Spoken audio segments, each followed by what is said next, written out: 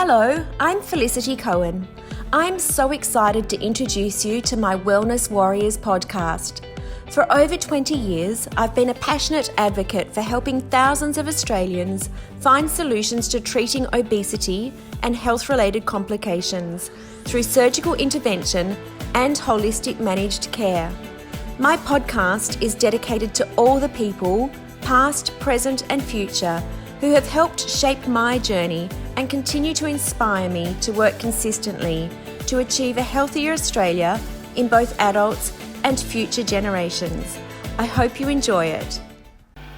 Hello, my name's Felicity Cohen. I'm the CEO of WeightLoss Solutions Australia. Welcome to my Wellness Warriors podcast. On this series of podcasts, it's my absolute pleasure to introduce you to patients who've touched my life over the last 20 years of my career, whether they've had surgery close to 17 years ago or even in the last couple of years, as well as talk to doctors, health professionals, and a whole host of other people who engage in a whole wellness story. I hope you're going to enjoy the podcasts. Today, I would like to introduce you to Priscilla. Priscilla is the most beautiful girl. She's a mum. She works in childcare, and the interesting part for me about Priscilla's story is that I've come across so many childcare workers who really struggle with their excess weight, getting down on the ground and being active with children at play and through a very tiring, challenging role in a work environment where your weight is impacting you daily is so hard. And this group of patients, I've had the pleasure of seeing so many of them achieve incredible results and totally change how they can behave in the workplace, how they can have more energy, and eventually go on, many of them, to having more children and expanding their families and changing their lives drastically. Please welcome Priscilla. Hello, my name is Priscilla. I'm from Logan, south side of Brisbane. I have a beautiful family, a blended family. I have a 4-year-old daughter and I have 2 stepchildren, and I work in early childhood.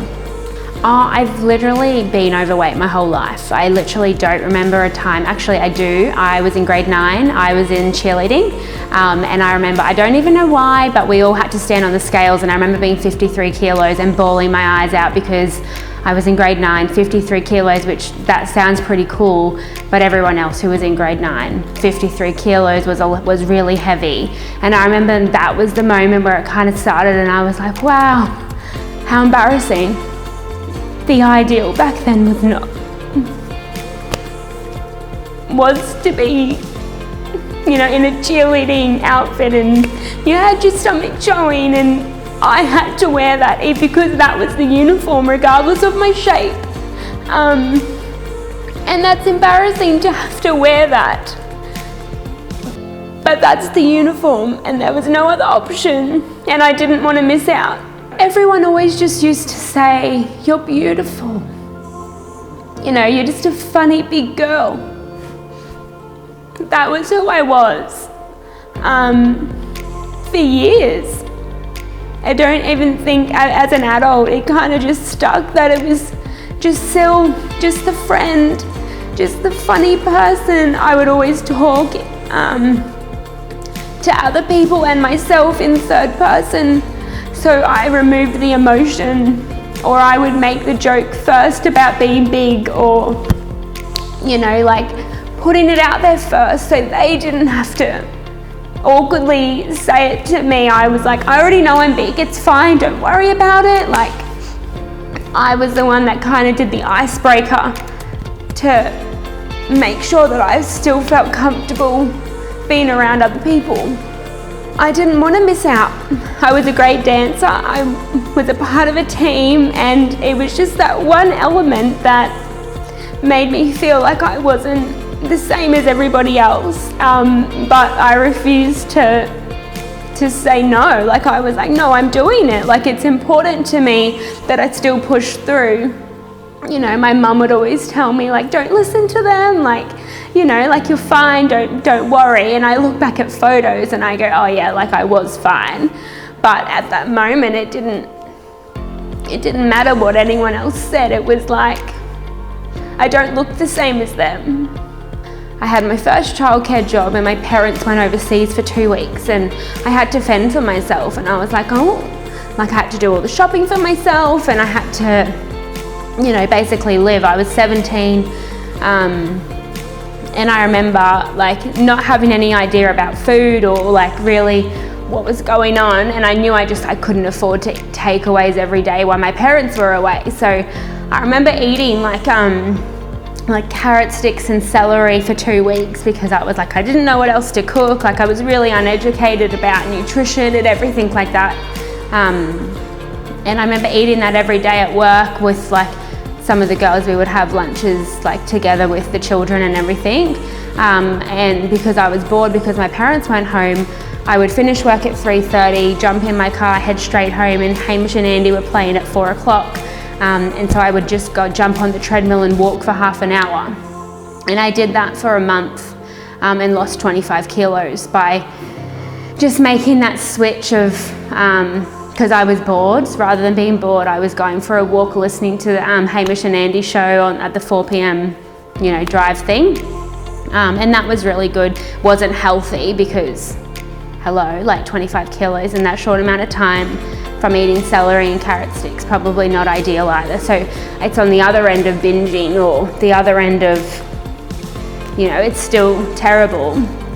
And I was like I felt really good. I got under 100 kilos and I was like, yes, like this is so amazing.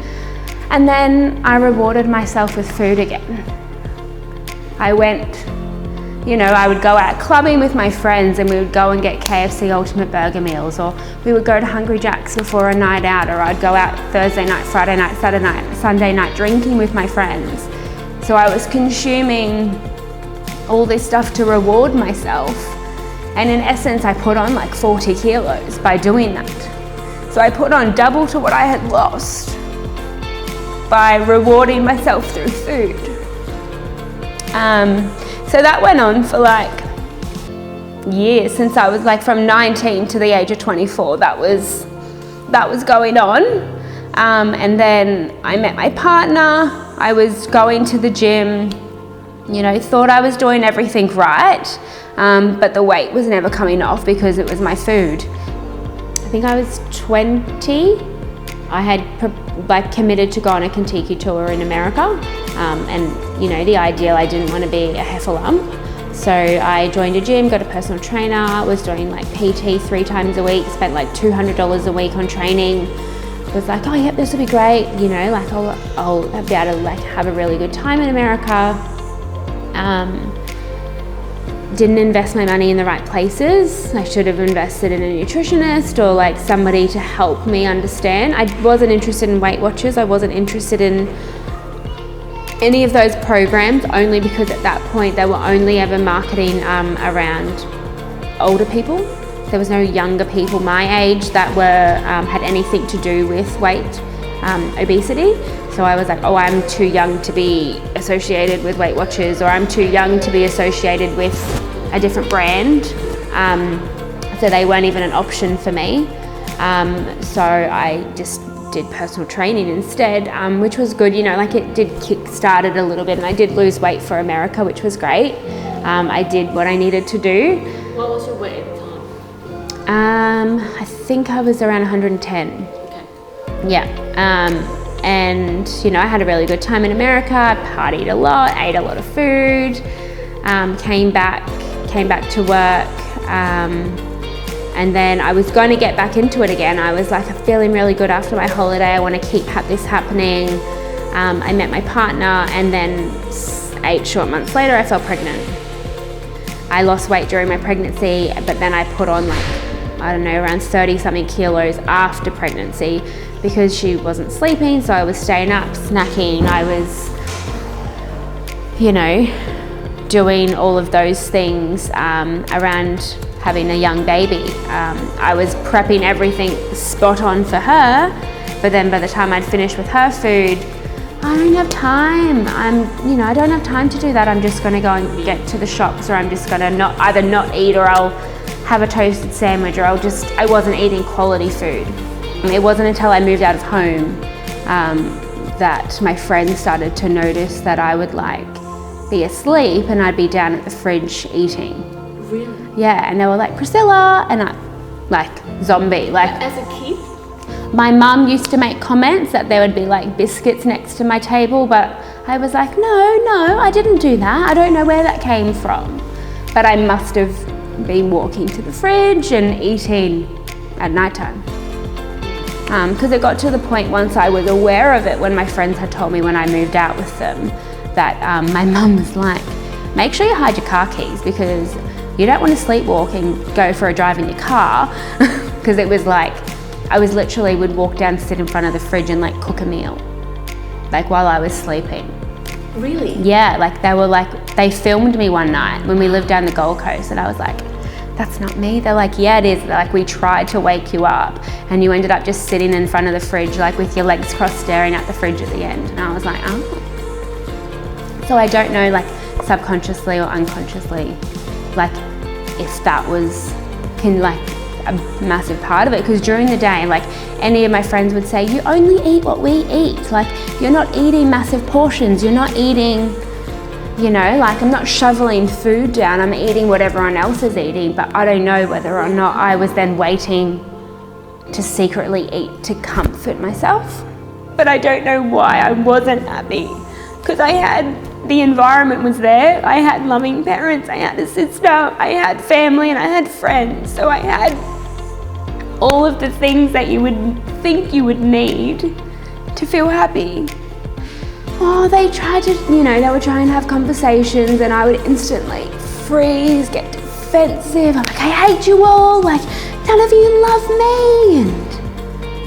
And my dad had to remove the door of my bedroom because I wasn't at all going to do anything, but I was like, I hate everyone, I hate this place, I hate you all. Like I wanted to eat and no one would let me. And they were just telling me like, you know, like we need to help you and, you know, let us help you and like we'll go for a walk with you, you know, I'll join the gym with you. And I was like, no, like you all just hate me, you don't accept me for who I am. And, you know, and that was really hard for my parents to, you know, have to then just go, like, pull back because they didn't want me to be upset, but they just wanted to help me. But I guess they weren't educated into how they could help me. You know, like we didn't go to doctors or anything, it was just conversations in our household.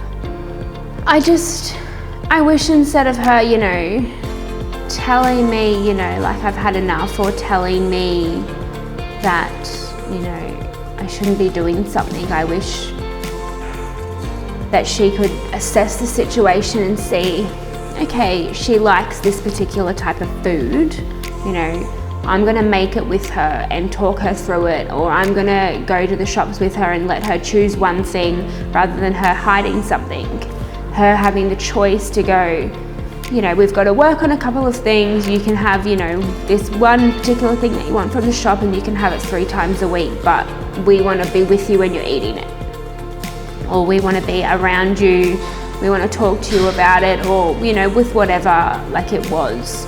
I think as much as people are helping to come in strong and, you know, like we love you and everything like that, it doesn't. And then when we got to like high school, like grade 8, grade 9, we would then walk home from school, and you know, we would stop at the like the fish and chip shop and get like a scallop burger. So it's like 2 potato scallops with melted cheese and tomato sauce in the middle, like a burger. Like amazing it was, you know, and we would have that or hot chips to walk home from school. Not even because we were hungry, but it was more like socially acceptable and socially cool to have an LA ice cola and a scallop burger, or, you know, you weren't cool unless you went to the fish and chip shop after school and you hung out there and you bought that stuff.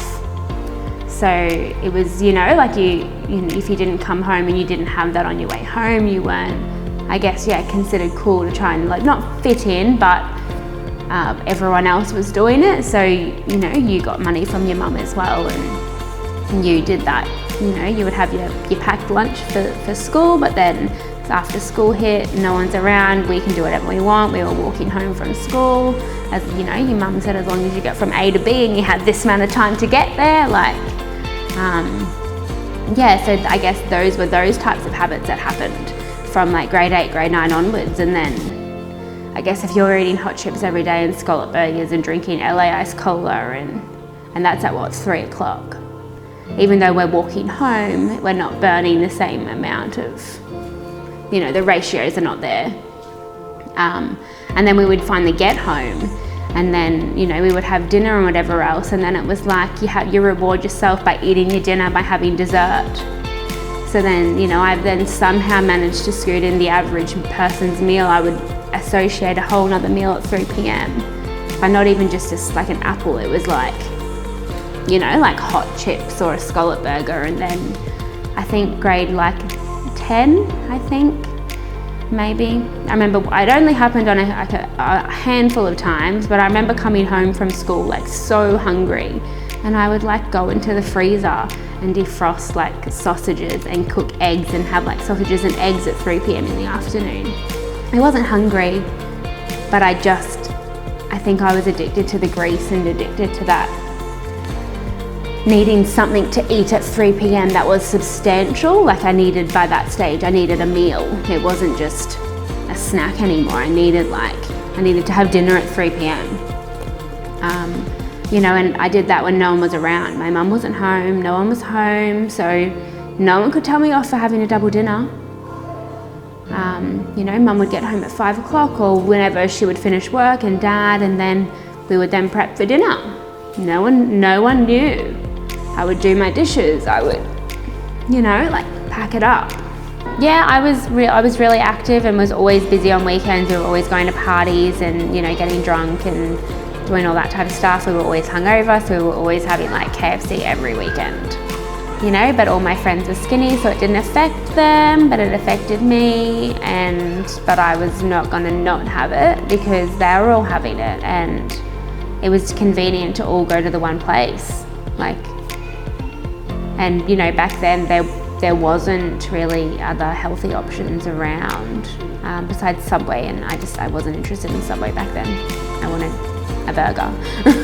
Oh look, I do it all the time with Olivia. She has the opposite problem to me. She doesn't eat.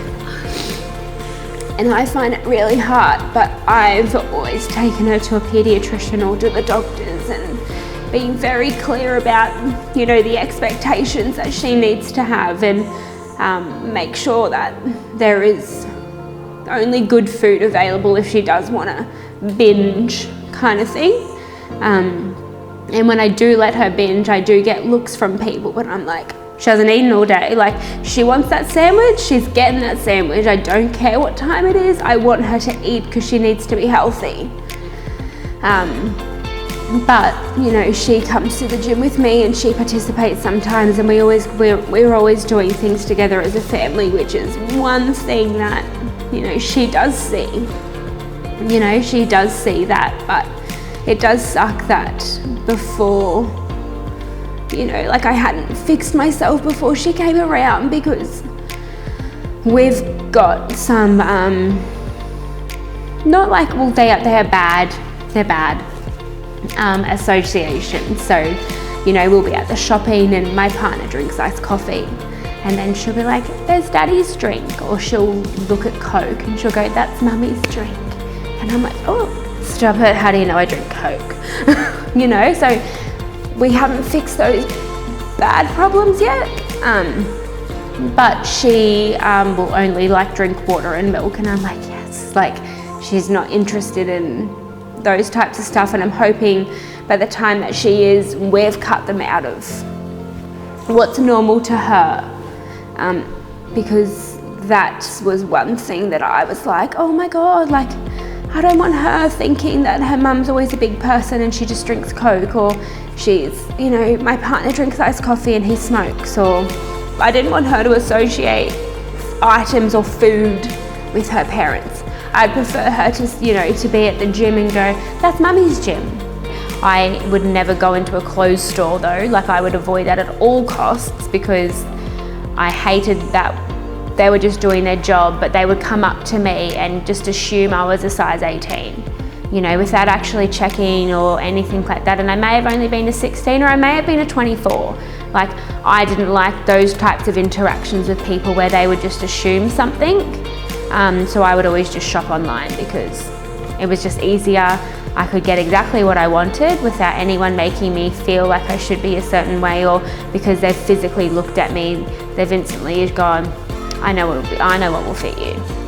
I was not okay with who I was, but I guess I wasn't ready to make a change, so I was just trying to embrace and live the best that I could without staying at home and withdrawing myself. So like from the age of like 22 onwards, I would stop going to festivals, or I would stop going to my friend's house for barbecues and things like that, because the only thing that would fit me would be leggings and a t-shirt, and I just didn't feel comfortable. Like, I didn't want to sit in the chairs because they were so tight, and I didn't want the embarrassment of, you know, my legs wouldn't fit in it, or I couldn't get up, or what if it broke, or I was hungry, and at those types of events you only casually eat, and you know, I'd want a whole plate because I would be hungry, and I didn't want people to then ask me, where have you been? How are you? What's going on? I didn't want to talk to anyone. I didn't want people to ask me how I was. I didn't want to tell them how I was. I didn't know how to deal with it, but I knew I needed to, but I didn't know how, and I wasn't ready to. So I just cut everybody out of my life. All I did as a replacement of friends and social activities was lay in bed and watch TV and eat food. You know, like, I would want to be out there and doing things with my friends. I'd see on, you know, I think back then it was like MySpace and stuff. I would see them, you know, going out there, and I'd be like, they've invited me, but I've declined the invitation to sit here and not feel sorry for myself, because I was quite happy to watch TV. But I was, you know, then being like, why are they doing that when you could just be doing this? Like, it was literally just a big battle with my brain about finding alternatives, but quick fix alternatives. Yeah, until that photo was taken by my partner, definitely not. I was not that big, and there was no way I was bigger than a size 18. You're absolutely wrong. The size in clothing has changed. Like, no, did not see myself as that. And even though I was buying bigger clothes, I was like, oh, it's just because I want it to be loose, even though it wasn't loose. But I wouldn't accept that I was buying bigger clothes for the real reason. And then I stopped buying clothes and would just wear leggings and t-shirts because they would fit me at a size 18. Like, I'm not very good at boosting myself up or making others think that I'm amazing. I lack that confidence to go, no, I know I deserve that. And that's something I still work on now as an adult, just within every element. Whereas if someone has to ask me, you know, like, you could get this if you just tell me why, I don't know. I lacked the confidence enough to, you know, to tell other people and tell myself that you do deserve that, you can have that, you know, and you should do that. I lacked all of those skills and confidence to talk myself up, kind of thing.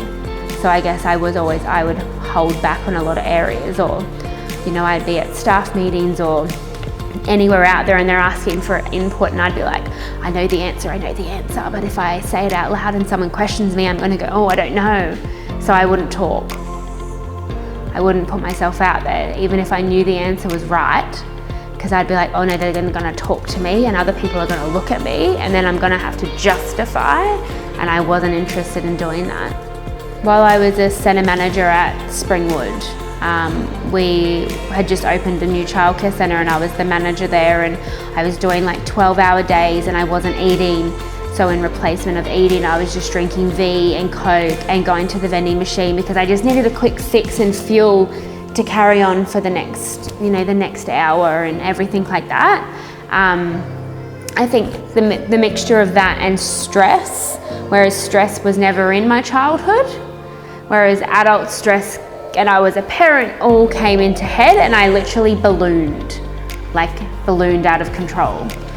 And I think my partner took a photo of me one night and I was like, you know, like, oh my God, is that actually what I look like?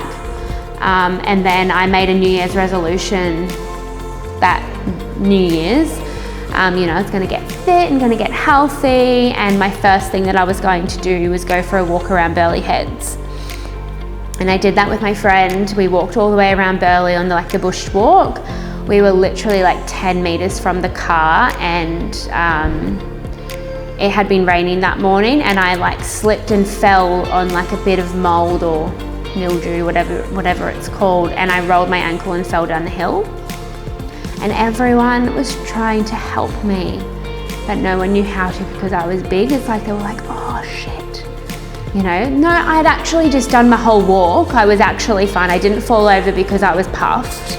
I fell over because, completely unrelated incident, there was a bit of, you know, the ground was unstable, it was wet, there was a bit of mold, and I tripped and fell and rolled my ankle. But the pain that I felt and the recovery from my ankle, like, it was so bad. If I wasn't as big, it wouldn't have been such a bad recovery. I was 130 kilos.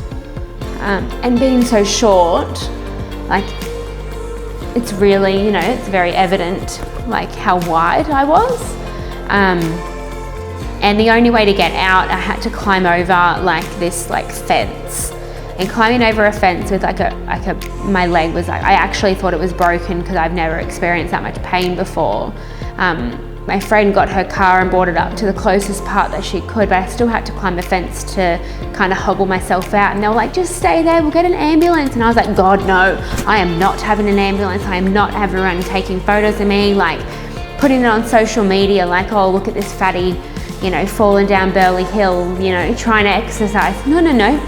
I made the exercise. It was just an unrelated activity. But I was like, I refuse to have that happen. So I was like hobbling into the car, and we went to the hospital and everything else, and the recovery was brutal. Like, took forever. And I was going to Italy in 4 months. So I was going to Italy in April, and I was like, I had 4 months to get my foot better, and it was not getting any better.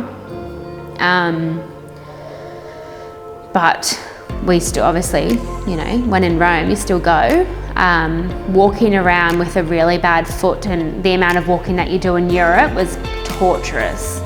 Like, it was so painful. The plane ride was painful because the people that I went with were also big.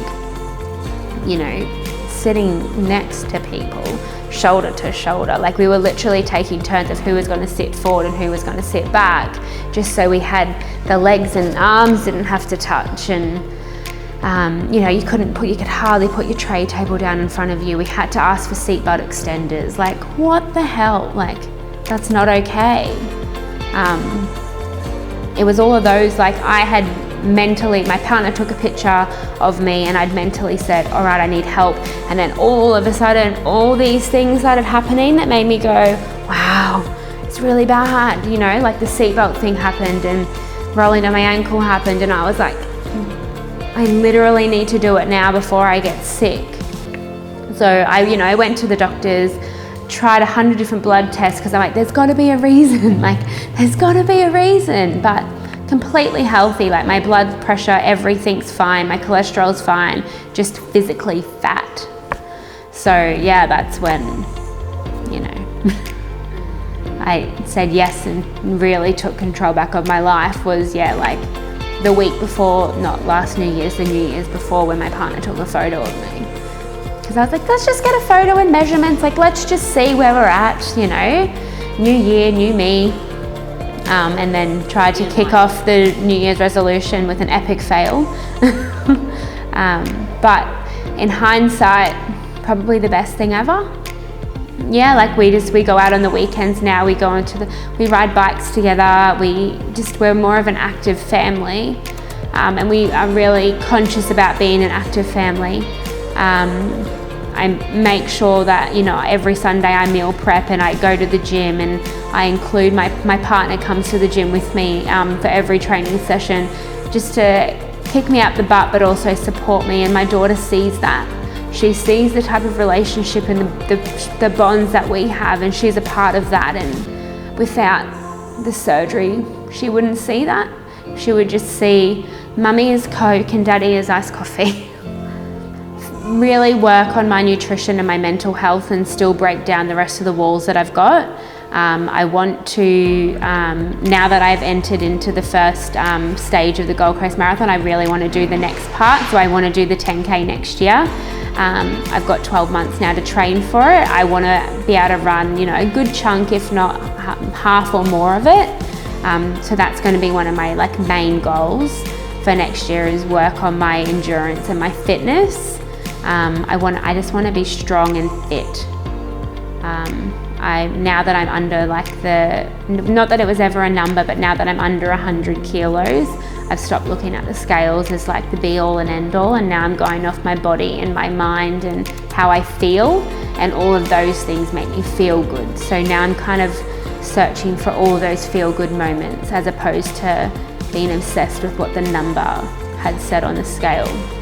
I get very emotional talking about it all because it's such a raw topic, but I'm definitely hands down so much happier, and my work productivity, even my colleagues, I always mention just how better I am. I'm learning to critically reflect and self-reflect and do all those things, whereas before self-reflection was never an option.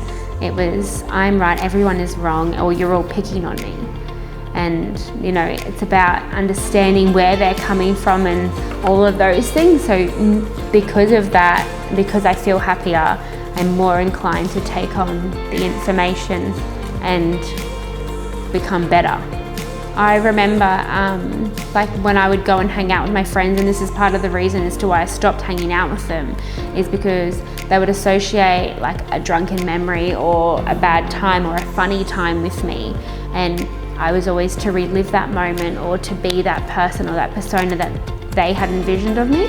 So I was always the funny fat person, or the really drunk funny person, or I was always something to them, and it was always an exterior loud crazy person, but really I'm just a really shy person, or I was going through something at that time where I wasn't ready to share. I wasn't ready to be happy and put on a show for all you guys, because I was tired of it. I was tired of pretending that I was okay and being that funny fat person or that funny drunk person anymore. And so I would stop hanging out with my friends because I was sick of having to go, no, I'm not interested. And they'd go, why, what's wrong, what's happening? And then it would open up another wave that I would then have to try and talk to them about it. And I was not interested. So now, when I do see my friends now, they accept it for what it is. And I've only just started recently telling my friends about it, because whether they're uneducated, they were young, I don't know, they just saw it as, she's been a bitch, she's not talking to me, don't worry about her, when really I wanted them there, but I wasn't the person that they had thought that I was. And that's okay for me not to be the person that they want me to be. I'm my own person, and however that does look, that's okay for me. And that's been really such an eye-opener, is that all of my friends, now that they're also older, they're accepting me for really me, not the funny person, or not the drunk person, or not the bitch, or whoever. They're just accepting me for who I am in every element that I do share with them. And I think that from sharing my experiences on social media, that's been how they've been able to kind of connect with me until I've been ready to talk to them face to face about it. So yeah, it's been pretty special. I guess just don't be afraid of what anyone else or how anyone else views you. It is okay to not be okay, and it is okay to be in whatever stage that you're in, but it's also okay to ask for help and to go through it with other people, and you're not alone. That's probably the biggest thing, is that, whatever it is that you want to do, you totally can. You absolutely can do everything that you want to do. It's only your brain or your mind holding you back. If you want to run in a race or you want to ride a bike, then you can. It's only your own, how you see yourself is the only thing stopping you from doing that. And I think breaking down the walls behind how we view ourselves and how we think we should view ourselves is only when people can improve. So when I realised I needed help, I went on Instagram and I found WeightLoss Solutions Australia, and I contacted them on private messenger. Within 10 minutes, Felicity had called me to start to talk to me, and I was really freaking out, and I had 100 different questions, but I didn't even know which one to start with. But Felicity did a really good job of making me feel comfortable and reassuring me that I made the best decision. And then I went straight on in basically for my consultations through WeightLoss Solutions Australia. I then decided to go through with it, and it wasn't until I had said, yes, I'm going to do it, that I told my partner and told my mum, because I didn't want them to confuse my thought, because doing something that big, it needs to be for you and you only. It can't be for my partner, it can't be for my mum, it can't be for my daughter. Like I needed to make sure that what I was doing was going to benefit me and it was the right option for me. So I didn't tell anyone until I had a conversation with Felicity. I'd kind of understood what was going to happen, and I had to go through all those emotions myself before I could share it with my partner and go, what do you think? And he was like, if that's what you want to do, I'm all happy for it. But he's like, but you don't have to do that. And I was like, it's all I need. So I've lost 36 kilos. I would have thought I would have lost more, but that's not my journey. And my journey obviously is well and truly not over. Life now is I'm just so much more happier. I can withhold the long hours, which is really important in the job that I do. Within the 12 months of my journey, I got a job promotion, which got put into this role. I got engaged, and I didn't get engaged because I've now lost weight, but my partner could see that I was no longer depressed, and I was happy, and he was happy that I was happy. I love that they're really approachable, and no matter what time of the day I need a question answered, they are literally always there to help me. And they've also given me the tools to be able to learn how to better myself, but they've also made me feel like I'm a part of a community and a wider community through participating in the Gold Coast Marathon, because having the surgery alone is one thing, but having people to help push you out of your comfort zones is another thing. And that's something that they do really well, is by making you feel like anyone can do the Gold Coast Marathon and you are part of that anybody. And so that's something really special, is that through Felicity's clinic I am a part of that community, and I'm a part of being anybody. I've always just wanted to be anybody.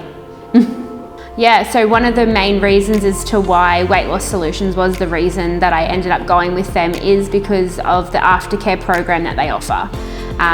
Even though they say it's only for 12 months, I can clearly see that it's obviously way longer than 12 months. The fact that we've got on-hand support from the dietitian, nutritionist, the nurse, the psychologist, and when times, if needed to, I haven't had to, but we can contact the surgeon directly. By having all those people in one place, and Felicity and the team take care of everything, we just have to ring and they will tell us who we've been booked in for and what actually is relevant, is really helpful. The aftercare plan is obviously the main reason, I believe, as to why it stays off and why it is so successful, because it is, once your stomach is removed, it's literally just a tool. It's shrunk our stomach, but WeightLoss Solutions help us make it into an active lifestyle and make it into a forever thing. Yes, you can have a healthy family. Yes, you can get that work promotion. Yes, you can go down on the swing. Yes, you can go on the slide. Yes, you can not ask for a seatbelt extender. Yes, you can go into the clothing store. And yes, you can take back control of your life. Thank you so much for joining me today on the podcast and welcoming Priscilla. One of the key elements that I think is a really standout message for us today is actually having the courage to recognize your own problems. And I think for Priscilla, that was such a huge issue. She was in denial for such a long time before she accepted and realized that she needed to seek help. So I congratulate her for her, because I think that is such an empowering statement, and for such a young girl to have the guts and the courage to step forward and ask for help, I think is a big statement. Not only did Priscilla seek help, but she was also very focused on being a fabulous mum, and her daughter being the inspiration for her to improve her own self-image, her self-worth, and to take control of her life through self-care and self-love, and having that image of how she could be a better person, improving her self-esteem, is a beautiful part of Priscilla's journey. I hope you've enjoyed the podcast today. If you have, please subscribe to Wellness Warriors and share with your friends. I look forward to seeing you and joining with you next time. Thank you for joining the Wellness Warriors podcast. It's been a pleasure to have you online with us. If you've enjoyed the series, please leave your review, subscribe and follow, and we look forward to sharing many more stories with you in the future.